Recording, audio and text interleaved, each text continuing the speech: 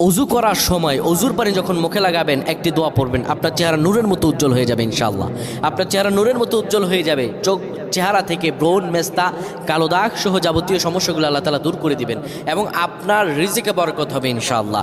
আপনার দোয়াগুলো কবুল হয়ে যাবে। অনেকের চেহারা সুন্দর কিন্তু তাকাতে ইচ্ছে করে না, মনে হয় চেহারায় নুন নাই, কিন্তু অনেকের চেহারাই কালো কিন্তু দেখতেও ভালো লাগে। যেমন এই যে বেলাল হাবশি, চেহারা দিকে তাকালেই শান্তির সুবাতাস বয়ে আসতো। সাহাবীরা যার চেহারা দেখে অনেক প্রশংসিত করিয়েছিল এবং যার কলব স্বচ্ছ ছিল। প্রিয় ভাইরা আমার, অজু যখন আপনি করবেন, অজুর পানিতে যখন আপনার চেহারা ভিজাবেন, তখন অজুর পানিতে আপনি এই দোয়াটা 3 বার পরে, দুরূদ শরীফ 3 বার পরে ফু দিবেন। দোয়াটি হলো আল্লাহু নূরুস সামাওয়াতি ওয়াল আরদ, আল্লাহু নূরুস সামাওয়াতি ওয়াল আরদ। পানিগুলো নিয়ে সেই পানির মধ্যে আপনি ফু দিয়ে চেহারার মধ্যে লাগাবেন। আমার আল্লাহ রাব্বুল আলামিন